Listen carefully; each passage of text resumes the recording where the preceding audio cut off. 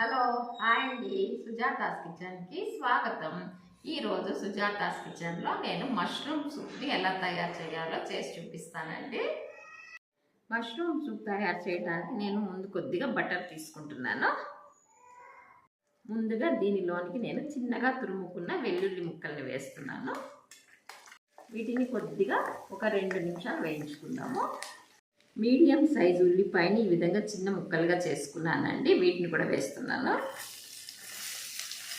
వీటిని కూడా కొంచెం లైట్ బ్రౌన్ కలర్ వచ్చే వరకు వేయించుకోవాలి. ఉల్లిపాయలు వేగిపోయాయండి.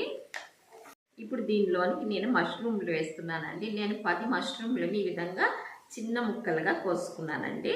వీటిని కూడా దీనిలో వేస్తున్నాను. ఈ మష్రూమ్లు కూడా మనము కొంచెం మెత్తబడే వరకు వేయించుకోవాలి. మష్రూమ్ వేగిపోయింది. దీనిలోనికి నేను సాల్ట్ వేస్తున్నాను. సాల్ట్ అనేది మీ టేస్ట్కి తగినట్టుగా వేసుకోండి. కొద్దిగా పెప్పర్ పొడి వేస్తున్నాను. సూప్ మీకు స్పైసీగా కావాలంటే పెప్పర్ మీరు కొంచెం ఎక్కువగా కూడా వేసుకోవచ్చును. ఇప్పుడు దీనిలోనికి నేను ఒక పెద్ద గ్లాస్ తోటి 2 గ్లాసుల నీళ్లు వేస్తున్నాను. నీళ్లు పోసిన తర్వాత మనము స్టవ్ని హై ఫ్లేమ్లోనే పెట్టి ఒక 10 నిమిషాలు మరగనివ్వాలి. ఈ మష్రూమ్ అనేది మన ఆరోగ్యానికి చాలా మంచిదండి. దీంట్లో మనకి B12, ఫాస్ఫరస్, డి విటమిన్ చాలా ఎక్కువగా ఉంటాయండి.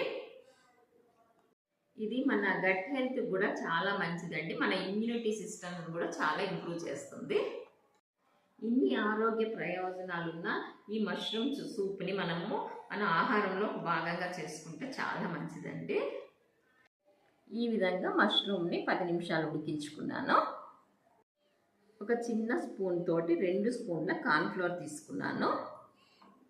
ఈ కార్న్ఫ్లోర్లోకి మనం కొద్దిగా నీళ్లు వేసి దీనిని లిక్విడ్ లాగా చేసుకోవాలి. ఎటువంటి ఉండలు లేకుండా ఈ విధంగా లిక్విడ్ తయారు చేసుకోవాలి. దీన్ని మనం ఈ సూప్లో వేసుకోవాలి. ఈ విధంగా 2-3 నిమిషాలు మరిగించుకున్న తర్వాత మనం స్టవ్ ఆఫ్ చేసేయాలి. ఇప్పుడు దీనిలోని కొద్దిగా కొత్తిమీర వేస్తున్నాను. ఇప్పుడు ఈ సూప్ని మనం ఒక బౌల్లోకి తీసుకుందాం. ఎంతో హెల్తీగా టేస్టీగా మష్రూమ్ సూప్ రెడీ అయిపోయింది. మీరు కూడా ఈ మష్రూమ్ సూప్ తయారు చేయండి, రుచి చూడండి. నా ఛానల్ని సబ్స్క్రైబ్ చేసుకోండి, నా ఛానల్ని లైక్ చేయండి. Thank you.